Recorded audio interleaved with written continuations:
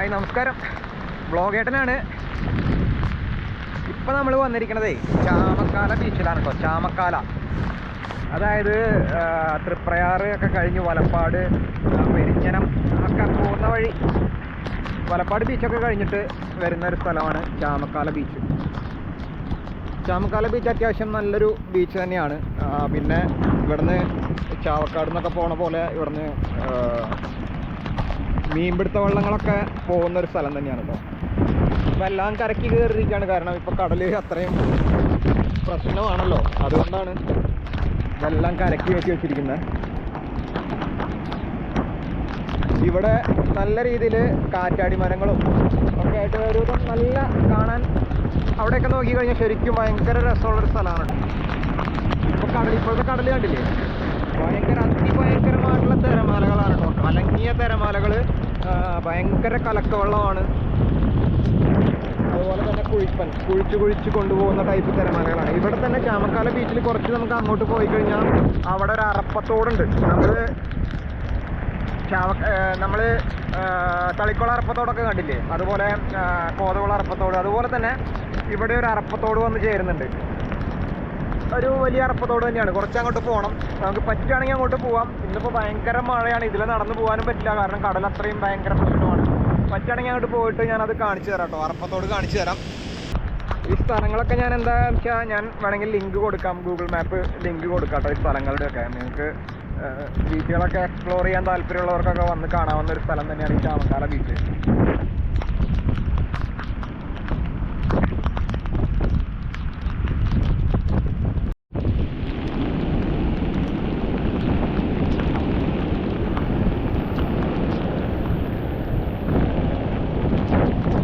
നമുക്ക് എന്തായാലും ഇതിലെ തന്നെ ഒന്ന് നടക്കാം. ഇതിലെ തന്നെ ഒന്ന് നടന്ന് നോക്കാം. ഞാനങ്ങനെ വരുന്ന സ്ഥലമൊന്നുമല്ല, നമ്മുടെ ഏരിയ ആണെങ്കിൽ നമുക്ക് നല്ല പരിചയമുള്ള സ്ഥലമായിരിക്കും. ഞാനങ്ങനെ എപ്പോഴും വരുന്ന സ്ഥലമൊന്നുമല്ല. ആണോ, ഇവിടെയൊക്കെ നിറച്ചിട്ട് ഭയങ്കര രസമാണ് ശരിക്കും. പൈൻ ഫോറസ്റ്റ് ഒക്കെ പോലെ നമ്മൾ വാഗമണിലൊക്കെ പോകുമ്പോൾ പൈൻ ഫോറസ്റ്റ് ഒക്കെ കാണില്ല. അതുപോലെ തന്നെ ഇങ്ങനെ നിൽക്കുകയാണ്. കാറ്റാടി മരങ്ങളാണെന്ന് മാത്രം, പൈനല്ല കാറ്റാടിയാണ്. കാറ്റാടി മരങ്ങൾ പണ്ട് കാലത്ത് വെച്ചിട്ടുള്ളതാണ്. കാരണം ഈ കടലാക്രമണത്തിന് തടയാനും കാറ്റിനെ പ്രതിരോധിക്കാനും ഒക്കെ ആയിട്ട് പണ്ട് വെച്ചിട്ടുള്ളതാണ് ഈ കാറ്റാടി മരങ്ങൾ. നമ്മുടെ അവിടെയൊക്കെ ഉണ്ടായിരുന്നു, വാടനപ്പള്ളി ആ ഭാഗത്തൊക്കെ ഒരുപാട് ഉണ്ടായിരുന്നു. തീരത്തൊക്കെ ഇപ്പോൾ കുറച്ച് അവശേഷിക്കുന്നുണ്ട്, അത്രയേ ഉള്ളൂ. അവിടെ നമ്മൾ അധികം. പിന്നെ ചാവക്കാട് ഭാഗത്താണ് കൂടുതലായിട്ടുള്ളത്. ഇവിടെ നല്ലൊരു ഗ്രൗണ്ടൊക്കെ ഉണ്ട്. അവിടെ ഒരു പാർക്ക് കാണുന്നുണ്ടോ, അവിടേക്കൊന്ന് പോയി നോക്കാം.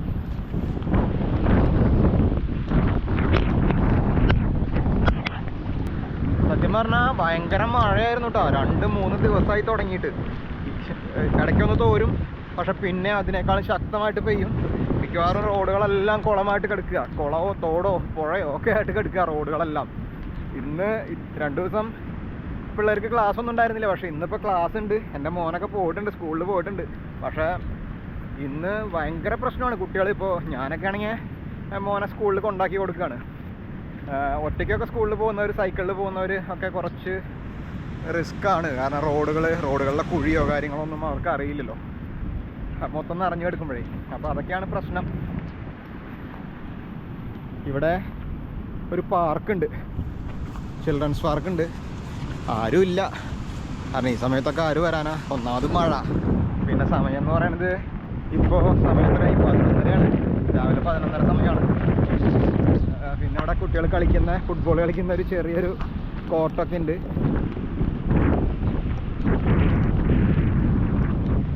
പാർക്കിലെ എക്യുപ്മെന്റ്സ് ഒക്കെ കേടായി കിടക്കാൻ തോന്നുന്നു. ഊഞ്ഞാലൊക്കെ പൊട്ടി കിടക്കുന്നുണ്ട്. പക്ഷെ വലിയ കുഴപ്പമൊന്നുമില്ല. ഇവിടെയൊക്കെ നല്ല രീതിയിലൊക്കെ മെയിൻറ്റെയിൻ ചെയ്യുകയാണെങ്കിൽ നല്ലതാണ്. പക്ഷെ മെയിൻ്റനൻസ് ഒന്നും ഇല്ലാന്ന് തോന്നുന്നു. കാരണം ഈ അടമ്പൊക്കെ പടർന്ന് ഇങ്ങോട്ട് കയറി നിറച്ച് പുല്ലും നിറഞ്ഞ് കണ്ടോ. ഇതൊക്കെ ഉണ്ടാക്കിയിടാനുള്ള ആ ഒരു ഇഷ്ടം, മിടുക്ക്, ശുഷ്കാന്തിയൊക്കെ പിന്നെ അത് മെയിൻറ്റെയിൻ ചെയ്യുന്നതിൽ കാണിക്കില്ല. അതാണ് ഇവിടുത്തെ മാത്രം പ്രശ്നമല്ല കേട്ടോ ഞാൻ പറഞ്ഞത്, മൊത്തം എല്ലായിടത്തുമാണ്. നമ്മുടെ നാട്ടിൽ എല്ലായിടത്തും ഇങ്ങനെ തന്നെ. ഇതൊക്കെ ഉണ്ടാക്കിയിടും, പക്ഷേ അതൊന്നും വേണ്ട പോലെ മെയിൻറ്റെയിൻ ചെയ്യില്ല. അത്യാവശ്യം നല്ല പണം മുടക്കിയിട്ട് തന്നെ ആയിരിക്കും ഇത് ഉണ്ടാക്കിയിട്ടുണ്ടാവുക. കണ്ടോ? അല്ല, ഉണ്ടാക്കി ഇടുമെങ്കിലും ചെയ്തല്ലോ. നമ്മുടെ അവിടെ നിന്ന് അതുപോലും ഇല്ല കേട്ടോ. എൻ്റെ ഏരിയയിലൊക്കെ അതുപോലും ഇല്ല. ബീച്ച് എന്ന് പറയുന്ന ഒരു സംഭവം തന്നെ ഇല്ല. ഏങ്ങണ്ടിയൂരൊക്കെ ബീച്ചിനൊന്നും നോക്കുന്നേ ഇല്ല. ബാക്കി നമ്മുടെ തൃശ്ശൂർ ജില്ലയിൽ നോക്കുകയാണെങ്കിൽ ഒരുവിധം എല്ലാ ബീച്ചുകളിലും ബീച്ച് ഫെസ്റ്റിവലും കാര്യങ്ങളൊക്കെ നടക്കുന്നുണ്ട്. അത് നടക്കാത്തത് ആ കൂടെ ഞങ്ങളുടെ അവിടെ മാത്രമുള്ളൂ, ഏങ്ങണ്ടിയൂർ പഞ്ചായത്തിൽ മാത്രമുള്ളൂ എന്നാണ് എൻ്റെ ഒരു അറിവ് കേട്ടോ.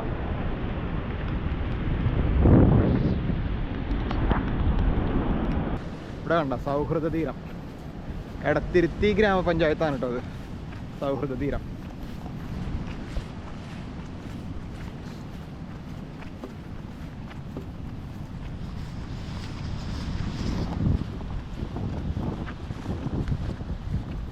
എടത്തിരുത്തി ഗ്രാമപഞ്ചായത്ത് സൗഹൃദ തീരം. വഴി പോലും ഇല്ല മര്യാദയ്ക്ക് ഇങ്ങോട്ട്. കണ്ടോ? ഒക്കെ കാട് പിടിച്ച് എടുക്കുന്നതാണോ സൗഹൃദ തീരം.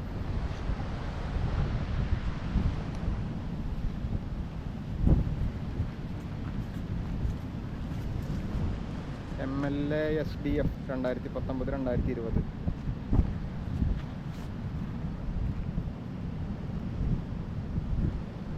$12,03,000 അല്ലേ? എടത്തിരുത്തി ഗ്രാമപഞ്ചായത്ത് ചാമക്കാല തീരദേശ പാർക്ക് നിർമ്മാണം.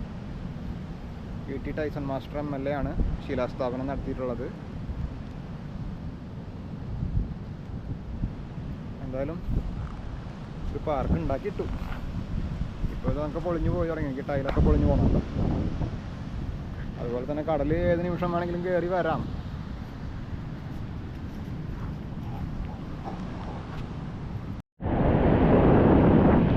ഇവിടെ ഒരു ഫോട്ടോ എന്തോ എടുക്കുന്നുണ്ട്.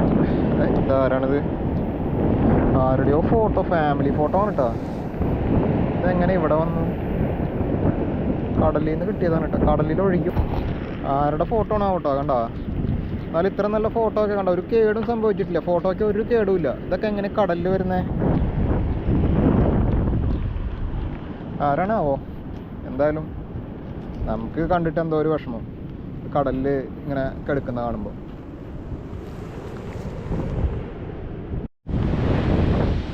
നന്നായിട്ട് വെള്ളം കയറുന്നുണ്ട് ഇവിടെ. കണ്ടോ? ഒഴുകി പോണോക്കിയ വെള്ളം അത്യാവശ്യം നന്നായിട്ട് തന്നെ കയറുന്നുണ്ട്.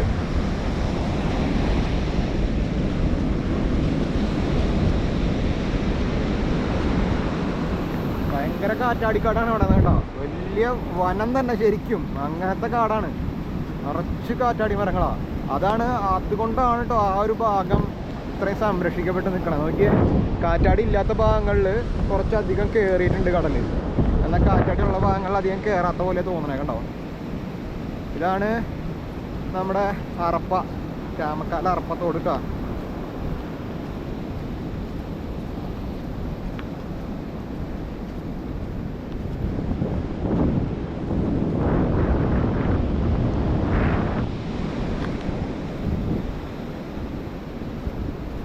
ഇവിടെയാണ് അറപ്പ വന്ന് ചേരുന്നത്.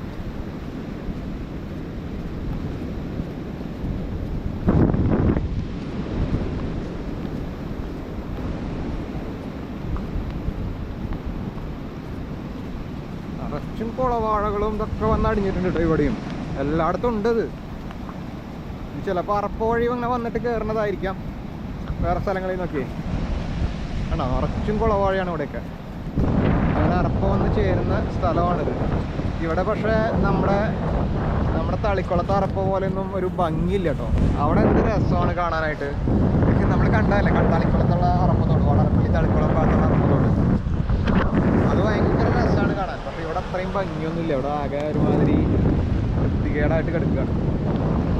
വെള്ളം എന്താ കടലിൽ നിന്ന് ഇങ്ങോട്ടും തള്ളുന്നുണ്ട്, ഇവിടെ നിന്ന് അങ്ങോട്ടും പോകുന്നുണ്ട്. ഇവിടെ നിന്ന് ഇങ്ങോട്ടാണ് ഇപ്പോൾ ഒഴുക്ക് ശരിക്കും. അറപ്പത്തോട്ടിൽ നിന്ന് ഇങ്ങോട്ട് വെള്ളം അങ്ങനെ ഒഴുകിക്കൊണ്ടിരിക്കുക. അതിൻ്റെ കൂടെ തിരമാലകൾ വരുമ്പോൾ ഇങ്ങോട്ടും വെള്ളം തള്ളി വരുന്നുണ്ട്. കണ്ടോ?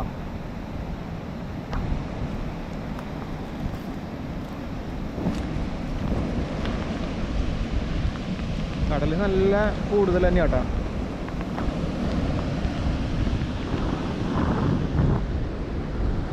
എന്തോരോ കുളവാഴയൊക്കെ വന്നാണ് ഞാൻ നോക്കിയത്. കടലിൽ നിന്ന് ഒഴുകി പോകണുണ്ടോ? കടലിൽ നിന്ന് അറപ്പത്തോട്ടിലേക്ക് ഒരു ഭാഗത്ത് കൂടെ പോകുന്നു, അറപ്പത്തോട്ടിൽ നിന്ന് ഇങ്ങോട്ട് ഒരു ഭാഗത്തൂടെ പോകുന്നു. രണ്ടും തമ്മിൽ ചേരുമ്പോൾ ഇവിടെ ഭാഗത്ത് വെച്ചിട്ട് കണ്ടോ അപ്പോൾ അങ്ങനെ ഇതാണ് അപ്പോൾ നമ്മുടെ ചാമക്കാല അറപ്പട്ട. അങ്ങനെ നമ്മുടെ ഈ തൃശ്ശൂർ ജില്ലയിൽ ഇങ്ങനെ നോക്കുകയാണെങ്കിലേ ഇതുപോലെ കുറേ അറപ്പുകളുണ്ട്. അറപ്പത്തോടുകൾ എന്ന് പറയും. അറപ്പത്തോടുകൾ ഒരുപാടുണ്ട്. അതുപോലെ അഴിമുഖങ്ങളുണ്ട്. അഴിമുഖങ്ങൾ അധികമില്ല, പക്ഷേ അറപ്പത്തോടുകൾ കുറേ ഉണ്ട്. ഇതുപോലെ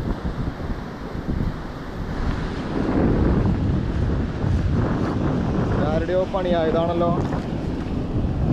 എന്നാ തേപ്പ് പലക എന്തൊക്കെ കടലിൽ ഇങ്ങനെ വന്നു കഴിഞ്ഞാലുണ്ടല്ലോ ഒരുപാട് സാധനങ്ങൾ ഇങ്ങനെ കടലിൽ വന്നടി കിട്ടോ. ഇതിപ്പോൾ തേപ്പ് പലക കിട്ടി.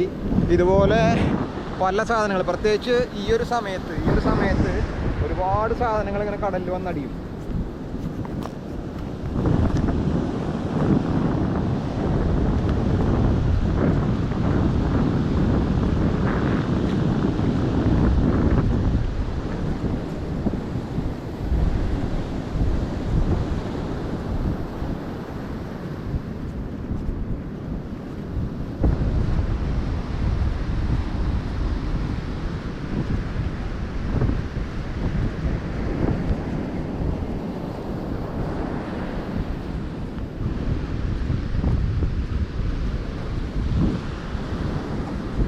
അപ്പോൾ നമുക്ക് ഇവിടെ നിന്ന് പോവാം.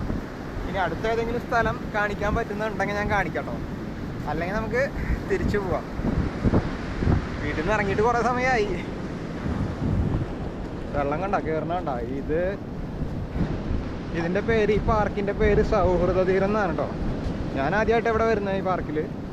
സൗഹൃദ തീരം പാർക്ക് എന്നാണ് പേര്. ഇവിടെ നിന്നൊക്കെ മച്ചുവേലൊക്കെ പോകുന്നുണ്ട് കേട്ടോ ആൾക്കാർ. മച്ചുവേക്കെ ഇരിക്കുന്നുണ്ടോ? അത് ഇരുമ്പിൻ്റെ എഞ്ചിൻ വെച്ച് ഓടുന്ന മച്ചുവ, എഞ്ചിൻ പിറ്റാനുള്ള സാധനങ്ങൾ. നമ്മളൊക്കെ തുഴഞ്ഞിട്ടല്ലേ പോവാറ്.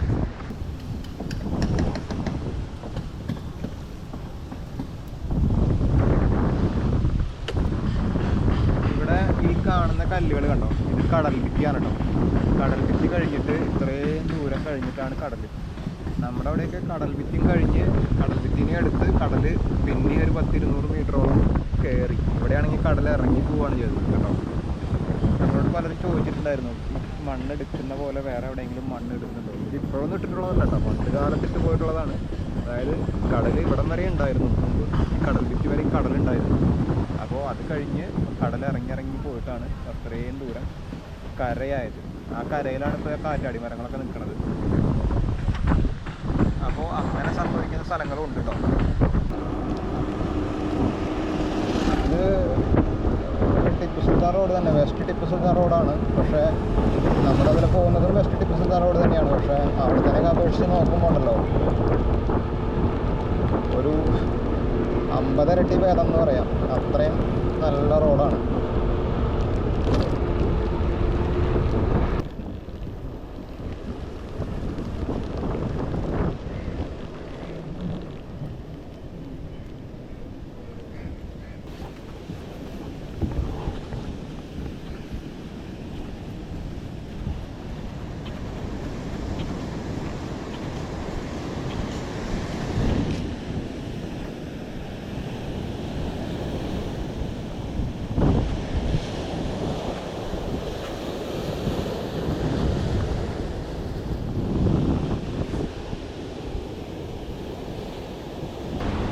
ഇപ്പം നമ്മൾ വന്നിരിക്കുന്നത് കൂളിമുട്ടം ബീച്ചിലാണ് കേട്ടോ.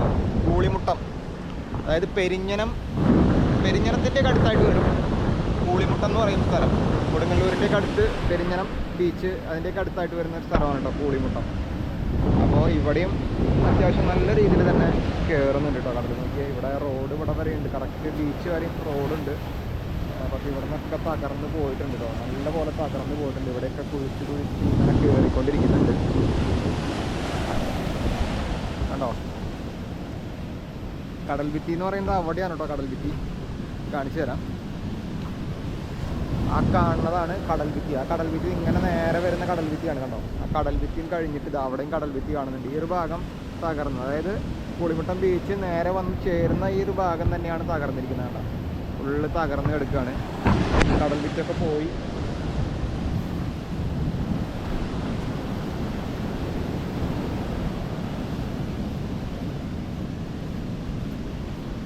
ഇവിടെയൊക്കെ നല്ല രീതിയിൽ കയറിയിട്ടുണ്ട് കേട്ടോ.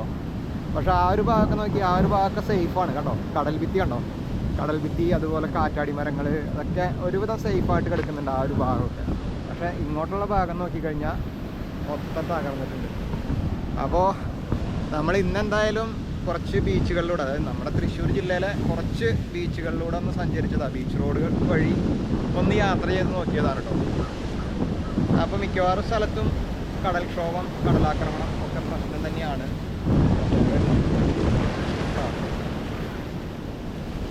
വേറെ മാത്രമല്ല, ഇതിൽ കണ്ട ഓരോ മരക്കഷ്ണങ്ങൾ അതുപോലെ ഓരോ സാധനങ്ങളൊക്കെ വന്നിട്ട് അടിക്കും, നമ്മുടെ കാലിൽ വന്ന് അടിക്കും. അത് നമ്മൾ അതോടുകൂടെ ചിലപ്പോൾ മറഞ്ഞ് വീഴുകയാണ്. അപ്പോൾ അത്രയും ഡേഞ്ചറസ് ആയിട്ടുള്ളൊരു സ്ഥലം തന്നെയാണ്. ഇവിടെ അധികം നേരം നിൽക്കാൻ പറ്റില്ല. എന്തെങ്കിലും ഇതുപോലെ കാലിലൊക്കെ വന്ന് അടിച്ചാലേ നമ്മളങ്ങ് മറഞ്ഞു വീഴും. പിന്നെ നമ്മളങ്ങ് കൊണ്ടുപോകും, നമുക്ക് പെട്ടെന്ന് എണീക്കാനും പറ്റില്ല. അപ്പോൾ ഇപ്പോൾ നിൽക്കുന്നത് കൂളിമുട്ടം. അപ്പോൾ എന്തായാലും ഇനി നമുക്ക് ഒരുപാട് സ്ഥലങ്ങളൊക്കെ കാണാനുണ്ട് കേട്ടോ. ഞാൻ കുറച്ച് സ്ഥലങ്ങളെ കാണിച്ചിട്ടുള്ളൂ. നമ്മുടെ അവിടെ നിന്ന് ഇങ്ങനെ പോകുന്ന സ്നേഹതീരം, വാടാനപ്പള്ളി ബീച്ച് സ്നേഹതീരം വഴി ഇങ്ങനെ വന്ന് ഇപ്പോൾ നമ്മൾ കൂളിമുട്ടത്തെത്തി. ഇനി കുറച്ചുകൂടി പോയി കഴിഞ്ഞാൽ അഴീക്കോടെത്തും. അഴീക്കോട് മുനക്കൽ ബീച്ചൊക്കെ എത്തും.